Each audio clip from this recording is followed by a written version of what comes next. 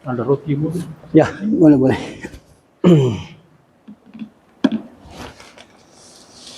Bismillahirrahmanirrahim. Assalamualaikum warahmatullahi wabarakatuh. Alhamdulillah wa syukurillah wassalatu wassalamu ala rasulillah wa ala alihi wa sahbihi wa ba'd. Kita akan musakarah tentang 6 sifat sahabat. Perlu selalu diulang-ulangi bahwa sesungguhnya Allah Subhanahu wa Ta'ala telah meletakkan kebahagiaan pada amal agama yang sempurna. Itu selalu diulang-ulang. Sejauh mana manusia mengamalkan agama secara sempurna, maka sejauh itulah mereka akan berbahagia di dunia yang sementara ini dan di akhirat yang kekal abadi. Apa yang dimaksud dengan mengamalkan agama yang sempurna? Yaitu melaksanakan seluruh perintah Allah dan meninggalkan larangannya, ikut sunnah Rasulullah Sallallahu Alaihi Wasallam. Jadi yang paling penting menjadi perhatian kita itu adalah bagaimana supaya kita bisa mengamalkan agama secara sempurna. Oleh karena itu kita akan mempelajari sifat-sifat sahabat. Jadi umat pada saat sekarang ini belum ada kemampuan untuk mengamalkan agama secara sempurna. Namun para sahabat telah berhasil mengamalkan ajaran agama secara sempurna karena mereka memiliki iman yang sempurna. Umat pada saat sekarang ini mampu juga mengamalkan agama secara sempurna apabila mereka memiliki iman yang sempurna sebagaimana yang dimiliki para sahabat. Namun demikian, ulama menjelaskan bahwa ada 6 sifat yang dimiliki oleh seluruh sahabat. Sekalipun sahabat ini berbeda antara satu dengan yang lainnya, tapi kalau mereka memiliki 6 sifat ini sebagaimana yang dimiliki para sahabat, maka mereka mampu mengamalkan agama secara sempurna. Sifat-sifat yang dimaksud inilah dengan dikatakan sebagai 6 sifat sahabat. Yang pertama itu yakin dengan kalimat la ilaha illallah Muhammadur Rasulullah. Yang kedua salat khusyuk wal khudu. Yang ketiga ilmu ma'azzikir. Yang keempat ikramul muslimin. Yang kelima tashihun niyah. Yang keenam dakwah wa tabligh khuruj fi sabilillah. Untuk memahami keenam persoalan ini, maka perlu kita kemukakan paling sedikit 4 pertanyaan. Yang pertama itu adalah apa artinya. Kemudian yang kedua, apa maksudnya. Kemudian yang ketiga, apa keuntungannya. Dan yang keempat, bagaimana mendapatkannya. Begitulah seterusnya. Jadi 6 sifat ini, kalau kita mau memahami dengan mudah, maka pakailah 4 pertanyaan itu tadi. Yaitu tadi apa artinya, apa maksudnya, kemudian apa keuntungannya, dan bagaimana mendapatkannya. Kalau ini kita terapkan mudah untuk kita pahami 6 sifat itu. Taruhlah misalnya kita ambil pertama yakin dengan kalimat la ilaha illallah Muhammadar Rasulullah. La ilaha illallah itu artinya tidak ada yang berhak disembah selain daripada Allah Subhanahu wa Ta'ala. Itu artinya.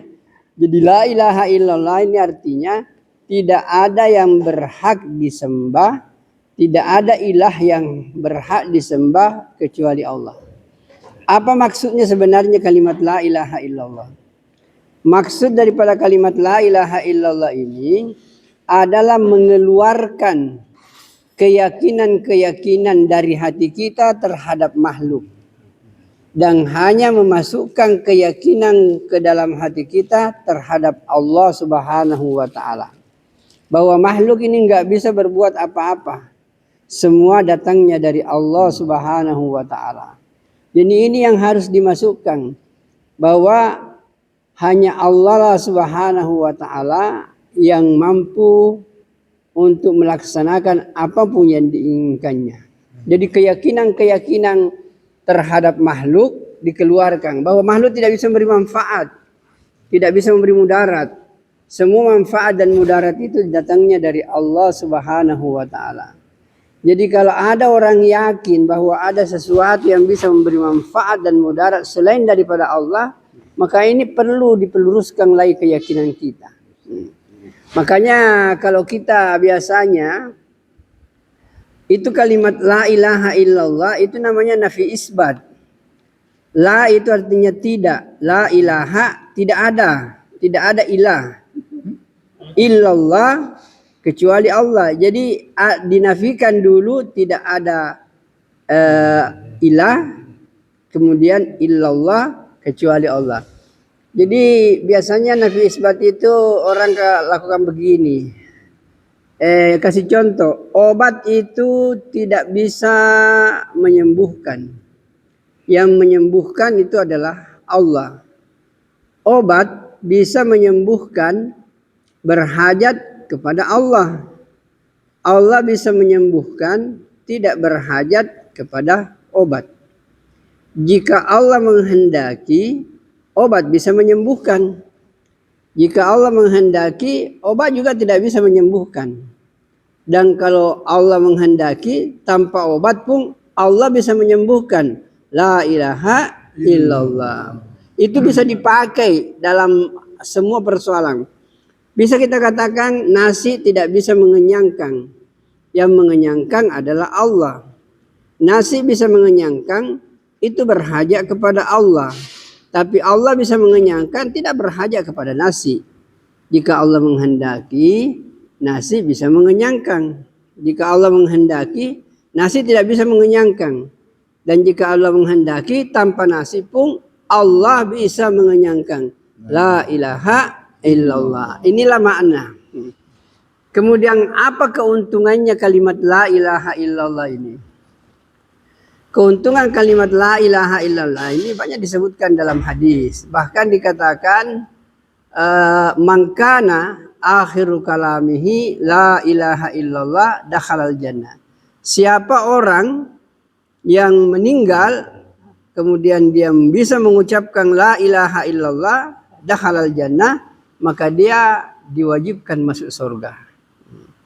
Jadi mengucapkan kalimat la ilaha illallah ini memang mudah kita katakan, tapi untuk mengucapkan ini di akhir hayat itu persoalan besar itu. Harus kita biasakan membicarakan la ilaha illallah. Harus kita isi hati kita dengan la ilaha illallah. Banyak kita musakarah la ilaha illallah. Banyak kita dakwakan la ilaha illallah. Kita ambil seperti ini botol. Botol ini kan isinya air. Makanya kalau tumpah pasti air yang keluar. Kalau ini botol isinya kopi, tumpah pasti kopi yang keluar. Kalau isinya ini teh, tumpah pasti teh yang keluar. Jadi apa yang menjadi isi di sini itu yang akan keluar. Jadi kalau orang itu tiap hari zikir la ilaha illallah, tiap hari dakwakan la ilaha illallah, tiap hari sampaikan la ilaha illallah, maka la ilaha illallah ini akan penuh ke dalam hatinya. Kalau dia mau meninggal dunia, maka kalimat la ilaha illallah inilah yang akan keluar. Nah, itulah Nabi katakan, siapa yang di dalam hatinya ada kalimat la ilaha illallah dan mampu mengucapkan ketika dia meninggal dunia, apakah dengan lisannya atau dari hatinya, dia ucapkan la ilaha illallah kemudian meninggal dunia, wajib baginya masuk surga. Kemudian bagaimana cara mendapatkannya? Untuk mendapatkannya ini ada tiga itu. Dua yang baku, satunya itu tambahan. yang di tengah. Yang pertama itu untuk bisa mendapatkan hakikat la ilaha illallah, bicarakan, dakwakan, sampaikan kepada orang tentang la ilaha illallah, Allah Khaliq, Allah Malik, Allah Razik, Allah yang menciptakan alam semesta ini, Allah yang memelihara alam semesta ini, dan Allah yang memberikan rezeki kepada semua ciptaan yang Allah ciptakan sendiri. Maka Bapak dan saudaraku yang mulia, itu pertama dakwakan. Yang kedua, kita duduk dalam majelis-majelis iman namanya. Jadi kita bila duduk dalam satu kelompok-kelompok, majelis-majelis, kemudian dalam majelis itu kita bicara tentang kalimat la ilaha illallah. Nah, jadi ada itu yang kedua. Kemudian yang ketiga, supaya kita bisa dapatkan ini kalimat la ilaha illallah, banyak doa kepada Allah. Agar Allah memberikan kepada kita hakikat la ilaha illallah. Begitupun juga dengan Muhammadur Rasulullah.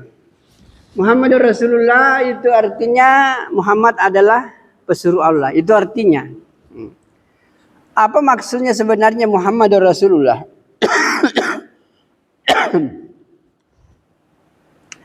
Muhammadur Rasulullah artinya Muhammad adalah pesuruh Allah. Maksudnya adalah satu-satunya cara, satu-satunya jalan untuk mendapatkan kebahagiaan dunia dan akhirat hanyalah mengikuti junjungan kita Rasulullah Sallallahu Alaihi Wasallam. Itulah yang dimaksud dengan Muhammad Rasulullah. Jadi Muhammad ini adalah pesuruh Allah yang diutus kepada manusia untuk memberikan contoh bagaimana mengamalkan apa yang diperintahkan oleh Allah. Jadi semua perintah Allah yang ada dalam Al-Quran, bagaimana mengamalkannya, maka pasti ada cara Nabi itu. Allah menyuruh kita salat, pasti ada cara Nabi bagaimana salat. Allah menyuruh kita puasa, pasti ada cara Nabi bagaimana mengawali puasa dan bagaimana mengakhiri puasa. Ikutilah cara Nabi, maka insya Allah apa yang kita lakukan ini insya Allah diterima di sisi Allah Subhanahu wa Ta'ala. Itulah yang dimaksud dengan Muhammadur Rasulullah. Artinya mengikuti Rasulullah dalam kehidupan sehingga kehidupan kita ini bernilai ibadah di sisi Allah Subhanahu wa Ta'ala. Kemudian apa keuntungannya kalimat la ilaha Muhammad Rasulullah? Nabi katakan, man ahya sunnati, siapa yang menghidupkan sunnahku, dia masuk WC mengikuti sunnahku, dia masuk rumah keluar rumah mengikuti sunnahku, dia mau tidur mengikuti sunnahku, dia makan mengikuti sunnahku, naik kendaraan mengikuti sunnahku. Maka kalau dia mengikuti sunnahku berarti orang itu cinta kepada aku. Jadi tanda cinta kita kepada Nabi itu adalah menghidupkan sunnahnya. Dan Nabi katakan siapa yang menghidupkan sunnahku, aku akan bersamanya di dalam surga. Jadi kalau kita bersama Nabi, indahnya itu surga itu. Tidak semua orang yang pergi ke Jakarta itu bisa jumpa presiden. Tapi insya Allah kalau dia sudah dipanggil, dikatakan dipanggil sama presiden masuk istana negara, dia bisa jumpa dengan kepala negara. Begitupun juga dengan di surga. Jadi kemungkinan ada orang yang masuk surga tidak bisa lagi jumpa dengan Nabi. Karena tidak menghidupkan sunnah. Tapi insya Allah semua umat Rasulullah Sallallahu Alaihi Wasallam insya Allah akan jumpa dengan Rasulullah Sallallahu Alaihi Wasallam. Bagaimana mendapatkannya itu tadi selalu. Yang pertama dakwakan kalimat la ilaha illallah, sampaikan kepada orang tentang Muhammad Rasulullah. Kemudian menghidupkan sunnah Nabi. Mulai dari bangun tidur sampai kita tidur kembali. Kalau Nabi bangun apa yang dibaca, kemudian Nabi mau tidur apa yang dibaca, tinggalkan rumah apa yang dibaca, jumpa dengan orang bagaimana, semuanya ada dalam kehidupan Nabi. Maka Bapak dan saudaraku yang dimuliakan oleh Allah Subhanahu wa Ta'ala, kemudian yang terakhir itu doa. Selalu itu ada doa. Jangan sampai kita tidak berdoa. Ini doa ini inti, ruhul ibadah. Dia adalah rohnya ibadah. Jadi kalau orang dan doa itu sangat disuka oleh Allah. Allah senang kalau kita berdoa, apalagi kalau kita menangis-nangis. Oh, Allah senang sekali. Kalau kita, makanya selalu dianjurkan kalau berdoa usahakanlah menangis. Kalau tidak bisa menangis, pura-puralah menangis. Tidak bisa pura-pura menangis, menangis betul. Sungguh-sungguh nangis. Jadi itu. Kemudian yang kedua, salat khusyuk wal hudu. Salat khusyuk wal hudu. Salat khusyuk itu adalah salat dengan konsentrasi batin. Artinya hati kita ini konsentrasi terpusat, tidak mengingat yang lain. Jadi sebenarnya ketika kita salat, apa yang dimaksud dengan mengingat, tidak mengingat? Kalau orang kan kita tidak tahu, Allah itu gaib. Maksudnya ketika orang salat tidak ingat dunia. Jadi ketika orang itu salat tidak mengingat dunia, itulah yang disebut dengan mengingat Allah Subhanahu wa taala. Tidak ingat kunci, tidak ingat motor, tidak ingat jabatan, tidak ingat pangkat. Jadi ketika kita salat hanya ingat kepada Allah. Maksudnya apa yang kita baca di dalam salat sedapat mungkin kita paham artinya itu. Maka sebenarnya ulama sangat anjurkan ada dua hal yang betul-betul harus dihafal, ditahu artinya. Karena itu wajib dibaca dalam salat. Yang pertama surah Al-Fatihah, yang kedua tahiyat. Karena itu kalau orang tidak baca surah Al-Fatihah tidak sah salat. Dan kalau tidak tahiyat terakhir itu juga tidak sah salat. Nah, makanya ini perlu tapi anjurannya para ulama, semua apa yang kita baca dalam salat sedapat mungkin kita tahu artinya. Apa artinya subhana rabbiyal azim wa bihamdihi, subhana rabbiyal a'la wa bihamdihi, Allahu akbar kabiran, Allahumma ba'id. Jadi semua ini harus ditahu artinya sehingga pikiran kita tidak kemana-mana. Nah, itulah yang maksudnya salat dengan konsentrasi batin, menundukkan diri kepada dan dilakukan dengan cara Rasulullah Shallallahu Alaihi Wasallam. Kemudian apa keuntungannya? Salat banyak sekali. Inna salata tanha anil fahsya'i wal munkar. Sungguhnya salat ini mampu mencegah perbuatan keji dan mungkar. Jadi kalau salat itu sebenarnya diterima oleh Allah, saya yakin orang itu tidak berbuat keji dan mungkar itu. Tidak mungkin kalau orang masih sering bohong-bohong, berarti salatnya belum sampai kepada derajat yang dikehendaki oleh Allah. Apalagi kalau masih suka menipu, nauzubillahi min zalim. Maka salat ini kalau sudah diterima itu salat, maka tercegah daripada perbuatan keji dan mungkar. Bagaimana mendapatkannya? Itu selalu dakwakan, kemudian perbaiki salat ini. Zahirnya salat, batinnya salat. Kemudian diawali dengan memperbaiki wudu, tentang bagaimana syarat-syarat wudu dan lain sebagainya. Ketika wudu bagus, kemudian ada keyakinan bahwa salat kita akan diterima dengan baik. Tapi kalau wudu tidak sempurna, bagaimana kita yakin bahwa salat kita? Karena tidak diterima itu salat kecuali dengan adanya wudu, maka wudu pun akan diperbaiki. Dan wudu ini tidak akan sempurna kalau istinja kita jelek. Cara buang air kecil, cara buang air besar. Sebab kalau itu ada najis menempel pada anggota tubuh kita, maka itu tidak sah. Karena itu merupakan bukan rukun salat, tapi syarat sahnya salat. Jadi rukun salat itu artinya sesuatu yang harus ada ketika salat. Tapi yang namanya syarat sahnya salat, sesuatu yang harus ada sebelum salat. Itu namanya syarat sah. Seperti syarat saya salat itu adalah wudu. Kalau tidak wudu tidak sah salatnya. Tidak tutup aurat. Kalau tidak tutup aurat tidak sah salatnya. Kemudian tidak menghadap ke kiblat. Kalau dia tahu kiblat itu tidak sah salatnya. Maka harus ditahu ini namanya syarat sah salat. Sesuatu yang harus ada sebelum salat. Tapi kalau rukun salat itu adalah sesuatu yang harus ada ketika salat. Nah, makanya rukun salat itu diawali dengan takbir dan diakhiri dengan salam. Kemudian yang ketiga yaitu ilmu ma'asikir. Ilmu itu yang dimaksud dengan ilmu bukan ilmu matematika, bukan ilmu biologi. Yang dimaksud dengan ilmu itu adalah segala petunjuk yang datangnya dari Allah melalui Rasulullah Shallallahu Alaihi Wasallam. Itulah ilmu. Jadi ilmu ini yang dimaksudkan di sini adalah ilmu yang mengantarkan kita insya Allah menuju ke surganya Allah Subhanahu Wa Taala. Itulah ilmu.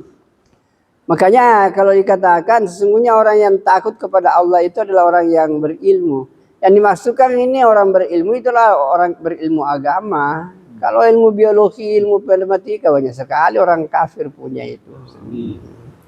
Jadi itu hanya seni saja. Jadi yang dimaksudkan ilmu di sini adalah segala sesuatu yang datangnya dari Allah melalui baginda Rasulullah Sallallahu Alaihi Wasallam. Kemudian Zikir artinya mengingat Allah sebagaimana agungnya Allah. Jadi Allah itu selalu diingat. Makanya dibilang selalu dibicarakan Allah Khalik, Allah Maha Pencipta. Dan ini panjang kalau ini mau dicerita. Tapi yang jelas semua nama-nama Allah harus kita tahu apa artinya itu. Harus selalu dimusyawarahkan. Kemudian apa keuntungannya ilmu ini? Itu kan banyak. Siapa yang memudahkan langkahnya untuk datangi majelis ilmu, maka Allah akan mudahkan langkahnya masuk ke surga. Jadi semakin banyak orang selalu pergi majelis-majelis taklim, itu insya Allah Allah mudahkan nanti masuk ke surga. Ada orang yang tidak mau sama sekali dengar ilmu. Bagaimana mau masuk surga kalau ilmunya saja dia tidak tahu. Nah untuk menyempurnakan ini ibadah diperlukan ilmu. Maka ilmu ini penting. Maka datangilah ulama, datangilah pengajian-pengajian, datangilah majelis-majelis untuk menambah ilmu kita terhadap ini agama. Kemudian keuntungannya itu yaitu itu tadi bahwa tidak sama orang yang berilmu dengan orang yang tidak berilmu. Orang yang berilmu itu adalah orang yang takut dan tawadu kepada Allah Subhanahu wa taala. Kemudian zikir. Zikir ini artinya mengingat Allah sebagaimana agungnya Allah Subhanahu wa taala. Allah Subhanahu wa taala banyak memerintahkan kita dalam Al-Qur'an tentang zikir. Fazkuruni azkurukum. Dan bahkan sebenarnya zikir yang paling tinggi itu amalan yang paling tinggi itu zikir. Al-Qur'an mengatakan wala zikrullahi akbar. Zikir kepada Allah itulah yang paling tertinggi itu. Bahkan salat itu juga adalah zikir. Jadi salat ayatnya mengatakan aqimis salata li zikri. Dirikanlah salat untuk zikir kepadaku. Jadi karena semua bacaan-bacaan dalam salat mulai Al-Fatihah sampai tahiyat itu sebenarnya mengantarkan kita zikir kepada Allah. Jadi isinya salat itu memang zikir kepada Allah, ingat kepada Allah Subhanahu wa taala. Makanya salat itu dianggap sebagai zikir, puncak zikir sebenarnya ketika orang mau salat. Makanya kalau orang salat ingat kunci, ingat pekerjaan, orang itu tidak mengerti itu maksudnya salat itu. Maka oleh karena itu salat ini harus harus dikemukakan ilmunya. Kemudian selanjutnya yang keempat itu adalah ikramul muslimin. Artinya itu menghormati, memuliakan saudara-saudara kita. Maksudnya itu artinya kita menunaikan hak-hak saudara kita tanpa mengharap hak-hak kita ditunaikan. Jadi kita hanya selalu berpikir bagaimana menunaikan, membahagiakan orang lain. Dan sebenarnya orang yang senantiasa berpikir untuk membahagiakan orang lain, maka Allah akan bahagiakan dia. Bahkan ada itu hadisnya bagusnya, kalau kita mendoakan saudara kita, saya masih ingat itu kalau kita jumpa dengan jemaah-jemaah dari luar, apakah dari India, bahkan dari Arab Saudi, dari Jerman, dari Jepang. Selalu dia bilang begini, saya masih ingat itu. Jemaah bukan jemaah Australia paling. Jadi waktu itu masih di Kendari. Tapi memang ini jemaah luar negeri luar biasa. Orang sementara tanam padi, Pak, bersihkan padi di tengah padinya berlumpur ini. Dia bilang panggil itu orang. Saya bilang astagfirullah, orang kerja itu. Dia bilang panggil. Saya ini jauh-jauh dari Australia ke Kendari hanya mau jumpa dengan dia. Sebenarnya subhanallah. Terpaksa kita pergi panggil itu, terpaksa turun ke di sawah. Neko sebentar nak. Tidak mau tinggalkan itu kalau kau tidak naik itu. Terpaksa itu orang itu datang, dibawa ke masjid dulu di luar. Disampaikan kalimat la ilaha illallah sampai yang habis itu kembali bekerja. Dia bilang jauhnya saya terbang dari Australia ke sini hanya jumpa dengan dia untuk sampaikan la ilaha illallah. Begitulah kuatnya orang. Dan saya masih ingat dulu, kalau kita mau pergi khususi, jumpa dengan orang, dia bilang, tanya dulu Amir, lihat buku catatan musyawarah, ada nggak itu? Kalau tidak ada, jangan lakukan. Jadi semua yang dilakukan itu betul-betul keputusan musyawarah. Dan kalau tidak ada izin Amir, mereka tidak berani untuk kerja. Mereka begitu kuatnya mereka. Jadi inilah ikramul muslimin. Jadi bahkan itu kita perlu berdoa atau doa. Makanya mari kita sama-sama mendoakan. Kadang-kadang jangan-jangan kau tidak pernah sebut nama aku dalam doamu. Jadi kita nih kalau berdoa, ya Allah berikanlah kesehatan kepada Pak Idris. Ya Allah berikanlah kesehatan kepada Andi Wardihan.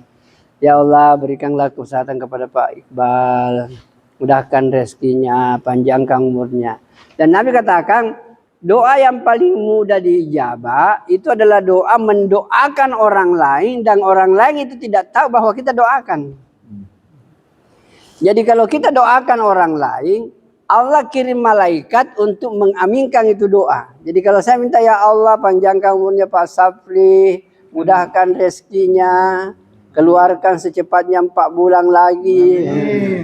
Jadi kalau seperti itu doanya maka malaikat bilang amin, amin, amin. Setelah saya berhenti berdoa, maka malaikat mengatakan, ya Allah, apa yang tadi Pak Darussalam mintakan kepada saudaranya, berikan juga kepadanya. Jadi sebenarnya, kalau kita mendoakan orang lain, berarti kita mendoakan diri kita sendiri. Dan bahkan ada riwayat itu, ketika Aisyah radhiyallahu anha berdoa di kamar. Kemudian Hasan Hussein, cucunya Nabi, itu masuk. Nabi sudah meninggal dunia. Kemudian dia dengar doanya Aisyah. Hampir lama. Setelah Aisyah selesai berdoa, dia bilang, Bibi, tadi saya dengar Ki berdoa. Tidak pernah ku dengar kita minta doakan diri kita sendiri. Orang lain semua. Ya Allah Pak Iqbal, ya Allah Pak Safri, ya Allah Pak Rahman, ya Allah Pak Amri. Orang lain mendoakan satu-satu itu namanya. Lama berdoa kemudian sebut-sebut nama orang. Tidak pernah mintakan dirinya. Kemudian Aisyah katakan, wahai cucu Nabi, kemanakangku, ketahuilah beginilah caranya Nabi berdoa setiap malam. Jadi berdoa itu Nabi untuk umatnya, untuk kita semua didoakan. Ya Allah selamatkan umatku. Begitu sayangnya Nabi kepada kita ini. Umatnya selalu didoakan. Ummati. Ya, jadi itulah hak-hak saudara-saudara kita. Begitupun juga bagaimana mendapatkannya ya. Hormati orang yang lebih tua. Sayangi orang yang lebih muda dari kita. Kemudian hargai orang yang sebaya dengan kita. Muliakan ulama. Hormati orang-orang yang berpunya dan lain sebagainya.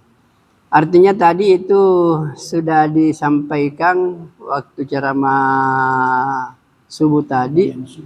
Perlakukan orang lain sebagaimana engkau mau diperlakukan oleh orang lain. Atau bahasanya tadi malam, perlakukan orang lain yang menyebabkan orang lain itu bisa bahagia. Sementara Anda juga ingin diperlakukan seperti itu. Dan jangan perlakukan orang lain ketika Anda juga tidak mau diperlakukan seperti itu. Atau perlakukan orang lain dan Anda merasa nyaman kalau juga diperlakukan seperti itu. Jadi kalau bahasa hadisnya itu apalagi itu bunyinya itu. La yu'minu ahadukum hatta yuhibba li akhihi ma yuhibbu li nafsihi. Tidak dianggap orang itu beriman sebelum orang itu mencintai saudaranya apa yang diinginkan untuk dirinya sendiri. Tapi sebenarnya itu intinya lebih jauh. Kalau saya intinya apa yang saya inginkan, apa yang bapak-bapak inginkan.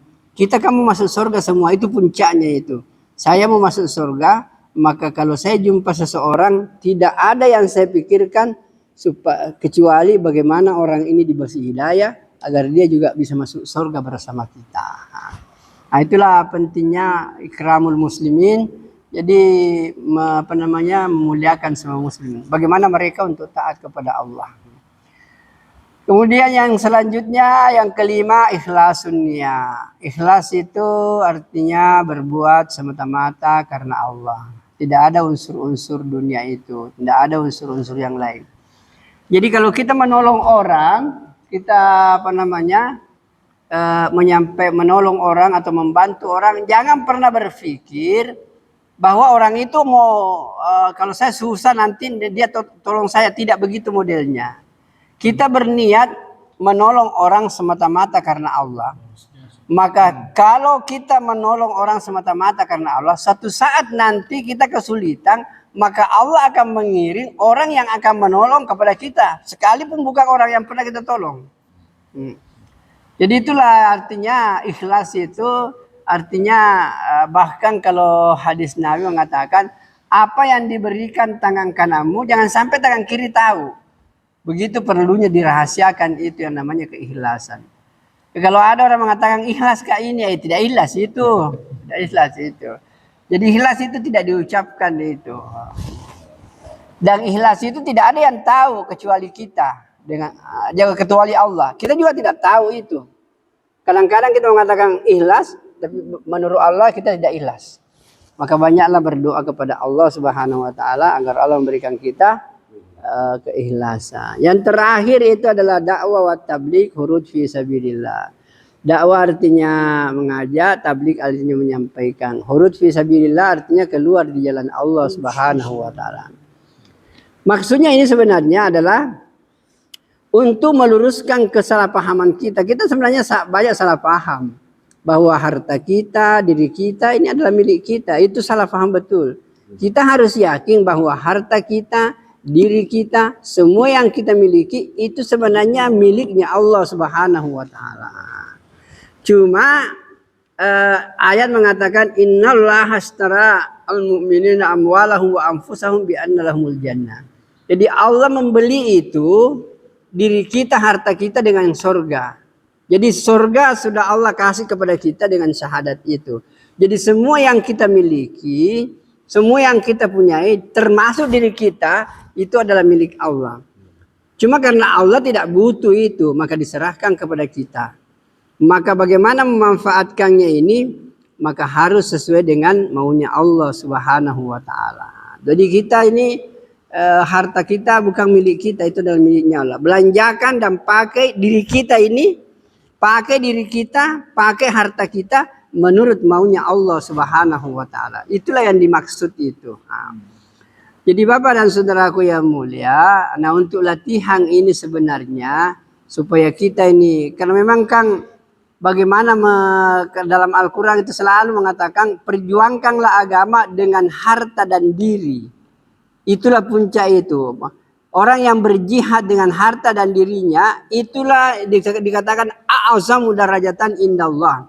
Itulah derajat yang paling tinggi.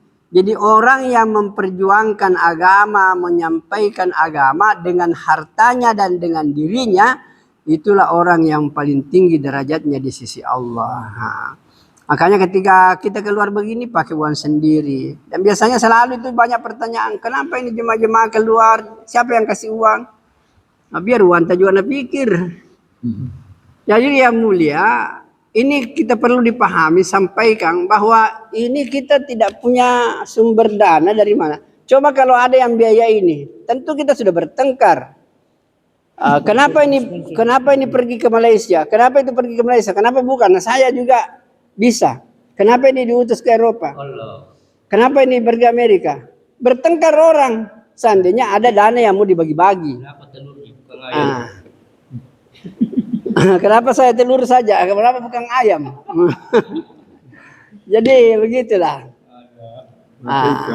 Makanya ini usaha itu sesuai dengan kemampuan. Kalau uang kita 1 juta, ya bergerak di sekitar sini saja. Uang 200.000, ya di sini saja. Tapi kalau banyak-banyak uang, ada mungkin 2 juta, boleh ke Malaysia. Kalau ada uang umpamanya 10 juta, 15 juta, boleh ke Pakistan. Boleh ke negara-negara tetangga. Dan kalau ada uang 50 juta misalnya, boleh ke Jepang, boleh ke Amerika. Jadi kita berangkat ini semua dengan harta dan diri kita. Inilah yang disebut dengan memperjuangkan agama dengan harta dan diri. Inilah yang disebut dengan jihad yang paling tinggi. Untuk memulai ini latihannya sederhana. Yaitu 3 hari setiap bulan, kita keluar 3 hari setiap bulan. Seperti sekarang ini kita keluar, kemudian 40 hari dalam 1 tahun. Dan sekali seumur hidup itu adalah 4 bulan. Dan dianjurkan setiap tahun kalau bisa 4 bulan. Salah ya semua. Siapa siap? Salah. Kita siap semua. Inilah yang kita telah musyawarahkan. Yang bertugas tutup, silakan tutup. Allahu Akbar. Allah kuasa. Makhluk tak kuasa. Keluar main berapa kali keluar main? Ini jemaat keluar mainnya lebih banyak daripada bacanya. Alhamdulillah telah kita dengarkan Musyawarah dalam sini. fadilah Al-Quran, fadilah salat, fadilah zikir, fadilah tabligh, dan hikayat sahabat serta musyawarah 6 sifat. Semoga apa yang kita dengarkan Allah Subhanahu wa taala senantiasa memberikan kita kepahaman dan kekuatan amal serta yang terpenting untuk kita sampaikan. Insyaallah. Subhanakallahumma bihamdika asyhadu an la ilaha illa anta astaghfiruka wa atubu ilaik. Alhamdulillahirabbil alamin. Assalamualaikum warahmatullahi wabarakatuh. Waalaikumsalam warahmatullahi wabarakatuh. Lebaran lagi. Harus sana nangis. Tidak bisa menangis, ya pura-pura menangis. Tidak bisa pura-pura menangis betul. Ya tutup. Kalau anak-anak itu keluar main, kita istirahat.